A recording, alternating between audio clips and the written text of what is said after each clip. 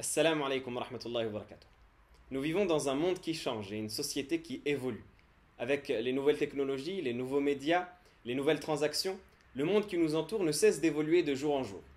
Mais le musulman, lui, répond à une éthique et à un comportement islamique qui ne change pas et qui est le même depuis l'époque du prophète alayhi salatu wassalam. Et donc devant cette société qui change et ces nouveaux phénomènes que l'on voit, le musulman doit être encore davantage cramponné à son éthique et à sa religion, en particulier lorsque ces changements riment avec la dégradation des mœurs et avec la perte de principes qui sont si chers aux musulmans. Et cette règle fondamentale est d'autant plus valable pour les personnes qui sont dignitaires de l'ordre religieux et qui sont censés représenter la communauté, à savoir les imams, les prédicateurs et tous ceux qui sont dans cette catégorie. Ces personnes-là sont encore plus concernées par cette rigueur que le croyant doit avoir et par cette éthique à laquelle il doit se cramponner. C'est pour cela qu'il est très important en cette période de faire un modeste rappel sur ce que doit être l'éthique de l'imam et du prédicateur, sans prétention ni volonté moralisatrice, mais simplement pour se faire un rappel dirigé à moi-même en premier, ainsi qu'à tous les concernés, comme Allah subhanahu wa ta'ala nous l'ordonne lorsqu'il dit « Wal asri innal insana lafi khusr, illa alladhina amanu wa amilu s-salihat, par le temps, l'homme est en perdition, sauf ceux qui ont cru, qui ont fait les bonnes œuvres, qui se sont enjoints et conseillés entre eux la vérité et qui se sont enjoints et conseillés entre eux la patience. Alors, quelle doit être l'éthique de l'imam? Quelle doit être l'éthique du prédicateur? Voici 7 conseils très brefs qui traiteront de ce sujet. العلم خير منحة حبانا بها الذي علمنا البيانا العلم نور ساطع لا ينطفي به ينال المرء أسمى شارفي. Le premier conseil et le premier élément, c'est de chercher la sincérité dans tout ce que l'on fait. On sait que notre religion est basée sur la sincérité. Et Allah subhanahu wa ta'ala nous appelle constamment à avoir cette sincérité. Et la sincérité, c'est une affaire qui concerne la personne avec elle-même. Ce n'est pas une affaire qui apparaît aux autres. On ne peut pas voir et distinguer la sincérité avec l'œil. Mais c'est chaque être humain qui sait la sincérité qu'il a envers Allah subhanahu wa ta'ala. Allah subhanahu wa ta'ala nous rappelle l'importance de cette sincérité et le fait qu'il nous l'a commandé et que c'est même la religion de droiture qu'il nous a ordonné de suivre. Allah subhanahu wa ta'ala dit وَمَا أُمِرُوا إِلَّا لِيَعْبُدُوا اللَّهَ مُخْلِصِينَ لَهُ الدِّينَ حُنَفَاءَ وَيُقِيمُوا الصَّلَاةَ وَيُؤْتُوا الزَّكَاةَ وَذَلِكَ دِينُ الْقَيِّمَةِ. Allah subhanahu wa ta'ala dit, il ne leur a été ordonné que d'adorer Allah en lui vouant un culte exclusif en toute sincérité, d'accomplir la salat, de donner la zakat, et telle est la religion de droiture dinul qayyima. Celui qui veut suivre la religion de droiture, eh bien il doit absolument passer par la case de la sincérité, et la sincérité c'est quelque chose qui se voit et qui se revoit constamment au quotidien, au point où l'imam Sufyan al-Thawri rahimahullah ta'ala disait: je n'ai pas eu à gérer une affaire plus difficile que l'intention sincère. À chaque fois que j'essaye de la rendre droite, elle change. Donc l'imam Sufyan al-Thawri rahimahullah ta'ala ici, il nous dit que la chose la plus difficile à gérer c'est l'intention sincère, parce qu'en vérité à chaque moment, à chaque instant, la personne peut être perturbée par l'ostentation, par la volonté de faire pour les gens, etc., etc., ce qui peut détruire complètement l'œuvre et la pourrir de l'intérieur. Et ça concerne en particulier les prédicateurs et ceux qui s'expriment, parce que lorsqu'on s'exprime et qu'on attire un public, eh bien on a tendance à vouloir plaire à ce public-là, à leur dire ce qu'ils veulent entendre pour qu'on reçoive en retour des éloges. Et c'est cela qui corrompt l'intention du prédicateur. Au point où l'un des salafs disait: la chose la plus difficile que j'ai eu à gérer, c'est mon intention. Lorsque je commence à rapporter un hadith dans une assemblée de hadith, lorsque je commence à le transmettre et à le réciter, j'ai une intention. Et puis lorsque je vois les gens qui me regardent, etc., eh bien, rentre dans mon cœur une autre intention. Et je me trouve à corriger cette intention alors même que je récite le hadith. Et voilà qu'un seul hadith a besoin de plusieurs intentions. C'est-à-dire que dans un seul hadith qu'il rapporte, il avait besoin de corriger plusieurs fois, à plusieurs reprises, l'intention qu'il avait. Ce qui nous montre que l'intention est une affaire extrêmement importante, en particulier parce que ce qui s'oppose à l'intention sincère et noble est considéré par Allah subhanahu wa ta'ala comme un péché grave. L'ostentation, l'infatuité, le fait de s'aimer soi-même, etc., etc. N'est-ce pas qu'Allah subhanahu wa ta'ala dira, comme il est rapporté par le prophète sallallahu alayhi wa sallam dans un hadith qudusi, Allah azza wa jal dira: ana aghna ash-shuraka'i 'ani ash-shirk man 'amila 'amalan ashraka fihi ma'iya ghayri taraktuhu wa shirkah. Je suis celui qui me passe le mieux des associés qu'on me donne. Celui qui fait un acte dans lequel il me donne quelconque associé, c'est-à-dire avec l'ostentation, avec l'envie de faire pour autrui, de recevoir des éloges, etc., je l'abandonne, lui et son association. Donc c'est une affaire extrêmement grave à laquelle il faut faire très attention. Et bien évidemment, c'est une affaire du quotidien. La personne qui dit « Moi, on ne me parle pas d'intention parce que j'ai une bonne intention. Je ne fais pas d'ostentation, je fais les choses pour Allah. » Eh bien, c'est une personne pour qui il faut craindre. C'est cette personne-là qui devrait craindre pour elle-même, parce que celui qui se considère préservé de l'ostentation, eh bien, c'est lui qui est en vérité dans le plus grand des dangers. Al-Hassan al-Basri, rahimahullah ta'ala, disait « Ne se sent à l'abri de l'hypocrisie qu'un hypocrite, et ne craint l'hypocrisie pour lui-même qu'un véritable croyant. » Le deuxième point extrêmement important, qui sera le deuxième conseil, c'est de fuir à tout prix le phénomène qu'on pourrait appeler le phénomène de l'égotisation. Qu'est-ce que c'est que l'égotisation? L'égotisation, c'est le fait de se mettre au centre de son message et de faire que le message gravite autour de nous et de notre identité. Le prédicateur et l'imam est porteur d'un message, mais il n'est pas porté par le message. C'est lui qui sert le message et ce n'est pas le message qui le sert. Et donc ça, c'est à la fois une croyance, et ça se rapporte à l'intention dont on vient de parler, mais c'est à la fois des actes. Il faut que dans les actes, l'image qu'on mette en avant, c'est notre message et le contenu qu'on essaye d'apporter, et non nos propres personnes. Parce qu'en vérité, nos propres personnes importent peu. Mais ce qui importe, c'est le message que l'on essaye de transmettre. Ce qui importe, c'est de transmettre cet héritage que l'on a reçu du prophète, alayhi salatu wassalam, comme on l'a reçu d'une manière préservée qui est conforme à ce que le prophète, alayhi salatu wassalam, a enseigné à ses compagnons. C'est la seule chose qui importe. Ce qui importe, ce n'est pas de nous mettre en avant, ce n'est pas qu'on voit notre image, qu'on connaisse notre nom, qu'on entende parler de nous. Tout cela, c'est des virus qui vont venir influer obligatoirement sur l'intention de la personne petit à petit, même si elle ne s'en rend pas compte. Et ça, c'est également une des choses que les pieux prédécesseurs craignaient. L'imam Shafi'i, rahimahullah ta'ala, il disait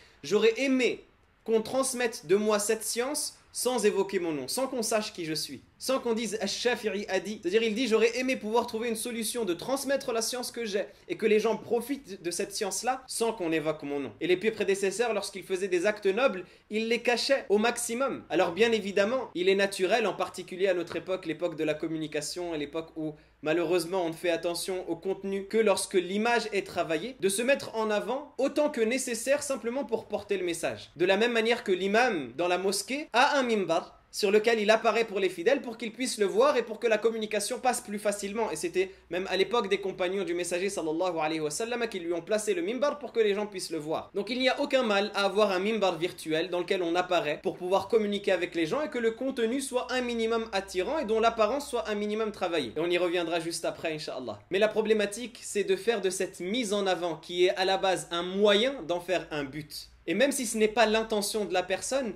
lorsque ce que l'on voit, c'est que l'apparence du prédicateur ou de l'imam est omniprésente et que tout tourne autour de lui, eh bien là, ça devient problématique. Parce que ce qui nous intéresse, rappelons-le, c'est le message que l'on porte et ce n'est pas nos propres personnes. On doit réussir à effacer nos propres personnes du mieux que l'on peut, sans forcément que ça n'influe sur la qualité du message que l'on porte ou sur la qualité du contenu que l'on essaye de travailler, mais que l'on essaye de réduire au maximum cette part de mise en avant et qu'on essaye de mettre au maximum en avant le message que l'on porte. Au-delà de ça, évidemment que le prédicateur et l'imam restent un être humain et qu'il peut lui arriver de parler d'anecdotes personnelles, de moments de sa vie ou d'être parfois dans la décontraction avec ceux à qui il s'adresse, comme l'étaient d'ailleurs nos pieux prédécesseurs dans certaines assises. Mais il faut que ce soit comme les savants le disent, à l'image du sel dans un plat. Quand il y en a peu, c'est un plat qui est fade. Mais quand il y en a trop, c'est un plat qui devient immangeable. Et c'est une prédication qui devient immangeable que la prédication où l'image est omniprésente et où le message est mis au second plan. Le troisième point et le troisième conseil, c'est de rester dans l'orthodoxie sunnite, dans le suivi strict du messager alayhi salatu wassalam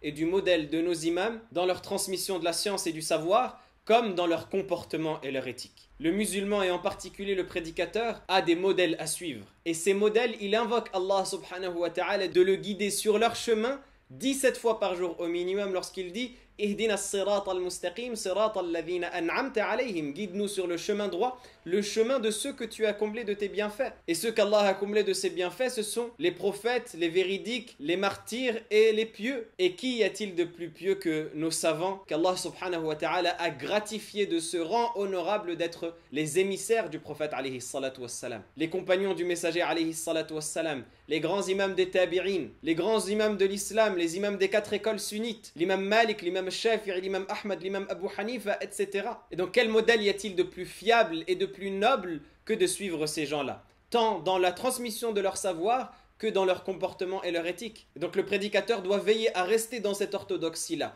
à ne pas dépasser son niveau lorsqu'il n'en a pas la capacité, qu'il n'a pas la capacité à faire l'ijtihad absolu, ce qu'on appelle l'ijtihad al-mutlaq, et à rester donc dans le suivi d'un des grands imams des 4 écoles, pour éviter de prononcer des hérésies, comme on en entend malheureusement, qui pourraient s'opposer même parfois au consensus de ces imams-là, et également respecter le comportement qu'ils avaient. Lorsqu'ils étaient dans les assises de science, lorsqu'ils transmettaient leur savoir, la manière dont ils le transmettaient, la manière dont ils interagissaient avec les gens, c'est le meilleur modèle qu'on peut avoir. Alors oui, il n'y a pas de mal à adapter son contenu, en particulier à notre époque, l'époque des réseaux sociaux, l'époque du multimédia, et d'ailleurs le contenu que vous regardez actuellement est adapté. Mais il y a une différence entre adapter le message et trahir le message en tombant dans la médiocrité qui est un mal qui guette le prédicateur à notre époque, et c'est justement le point suivant que nous allons traiter, le 4e conseil que nous allons traiter, qui est se préserver de la médiocrité. Qu'est-ce que c'est que la médiocrité?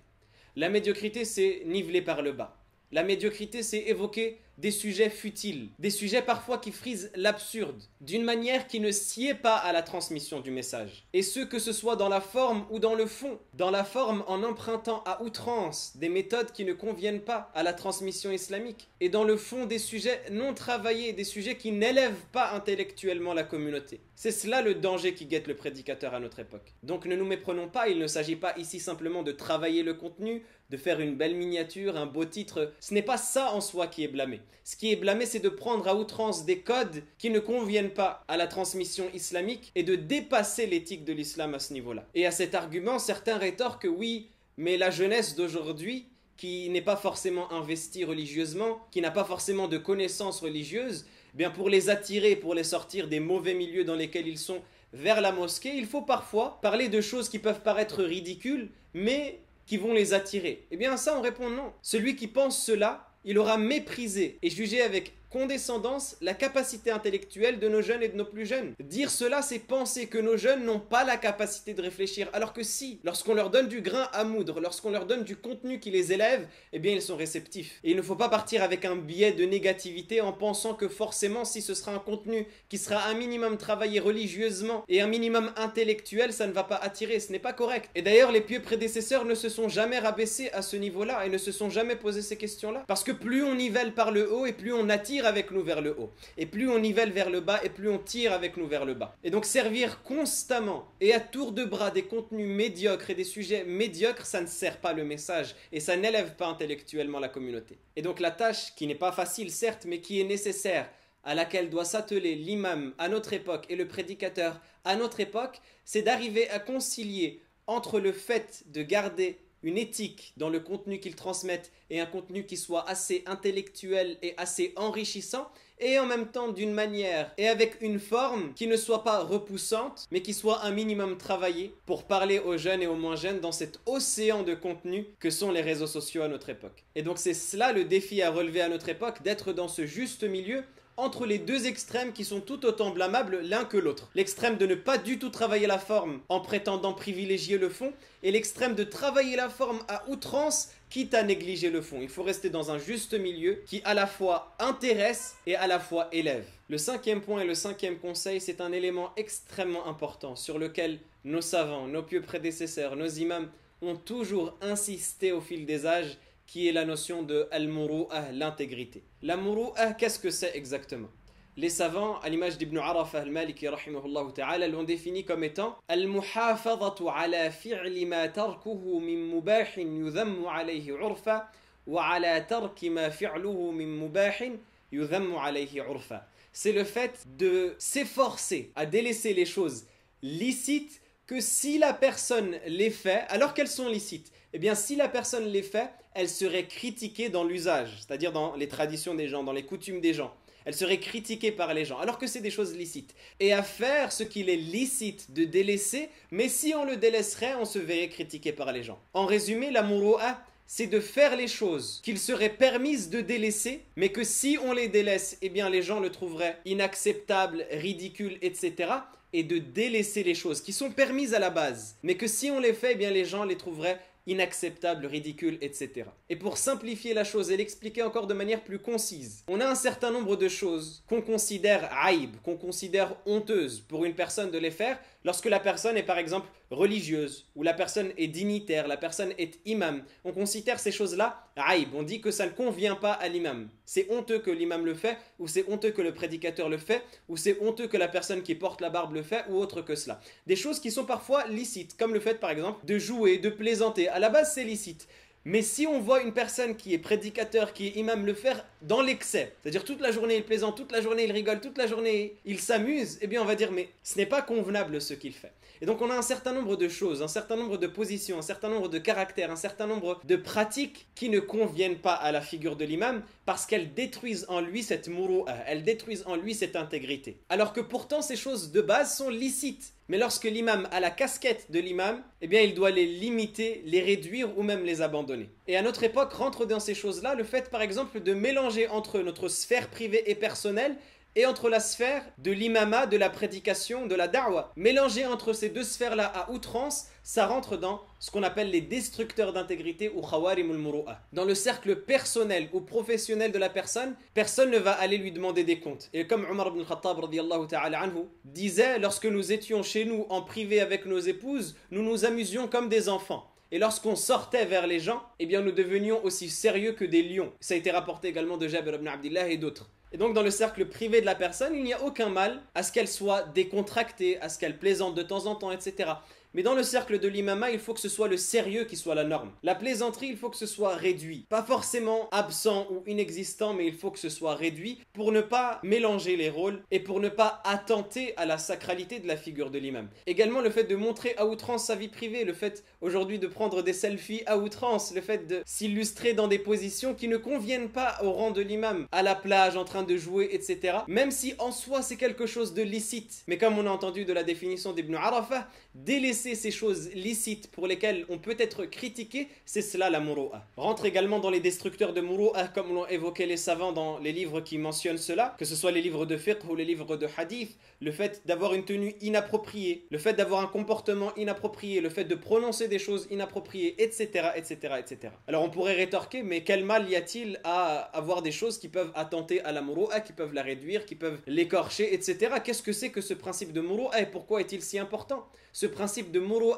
est si important parce que c'est lui que les savants ont fixé comme étant la garantie de l'intégrité de la personne qui fait qu'on accepte la transmission de la personne ou on la refuse. Les savants, en particulier les savants du hadith, refusaient la transmission et les hadiths d'une personne qui n'avait pas de muru'a. La muru'a et l'intégrité fait partie des conditions de l'acceptation du hadith et du récit. Alors vous voyez que c'est d'autant plus important pour un prédicateur de préserver cette intégrité-là au maximum en essayant d'être le plus sérieux possible. Et ça n'empêche pas bien évidemment de sourire, ça n'empêche pas de plaisanter de temps en temps, ça n'empêche pas de raconter des anecdotes de temps en temps. Mais il faut que la norme, ce soit le sérieux. Le sixième point et le sixième conseil, c'est de faire extrêmement attention à qui on valide et qui on partage sur les réseaux sociaux. En tant que prédicateur et imam, on est censé représenter le message. Et donc on est censé donner aux croyants qui nous écoutent le message qu'ils vont recevoir. Et les croyants prennent exemple sur les prédicateurs de qui ils prennent. Et ils considèrent ceux qu'ils valident comme étant des personnes à prendre. Et c'est pour cela que l'imam doit absolument faire attention à qui il valide sur les réseaux sociaux. On sait qu'il y a pléthore d'influenceurs, de youtubeurs, de personnes qui créent du contenu et qui le diffusent sur les réseaux sociaux, qui parfois se revendiquent de l'islam, affirment une islamité, etc., etc. Mais ces gens-là ont parfois un contenu qui n'est pas acceptable. Des personnes qui elles-mêmes diffusent de la médiocrité lorsqu'elles sont dans le domaine du religieux ou lorsqu'elles sont hors du domaine du religieux, le domaine des jeux vidéo, le domaine de la musique, etc., etc., ont une éthique déplorable, un comportement qui n'est pas satisfaisant au regard de la législation.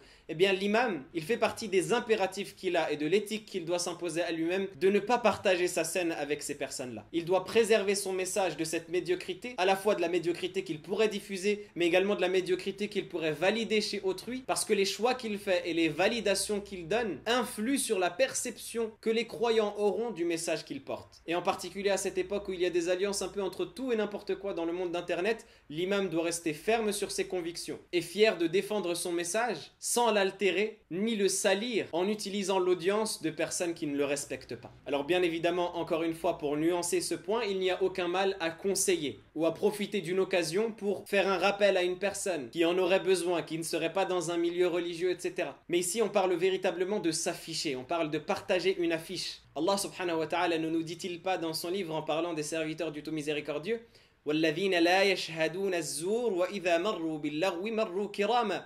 Et ceux qui ne profèrent pas de faux témoignages et de fausses paroles, et lorsqu'ils passent près d'une frivolité, ils y passent noblement, c'est-à-dire ils la délaissent. Et dans un autre verset, وَإِذَا خَاطَبَهُمُ الْجَاهِلُونَ قَالُوا سَلَامًا. Et lorsque les ignorants leur parlent, ils disent salam, paix, ils s'écartent des gens ignorants. Et donc c'est ainsi que doit être l'imam et le prédicateur. Non pas boycotter les gens parce que le message prophétique s'adresse à tout le monde, mais sélectionner avec qui il s'affiche et avec qui il partage cette image qu'il renvoie. Et ça, c'était ce que les pieux prédécesseurs faisaient. Il est rapporté que Abdallah ibn Mas'ud a vu quelqu'un rire pendant une janaza. Il a ri pendant une janaza, c'est-à-dire un convoi funéraire, une personne qui allait être enterrée dans le cimetière. Et il a vu cette personne-là rire dans le convoi. Et il lui a dit « Tadhaku fil janaza » tu ris pendant la janaza, ce moment-là où on devrait pleurer et se rappeler de la mort parce qu'on se dirige vers le cimetière pour enterrer l'un des nôtres. Toi, tu ris à ce moment-là. Wallahi la ukallimuka abada. Il a dit par Allah, je ne te parlerai plus jamais. Parce que cette personne-là a eu le mauvais comportement de rire pendant une janaza. Alors que dire d'une personne qui diffuse des hérésies au quotidien?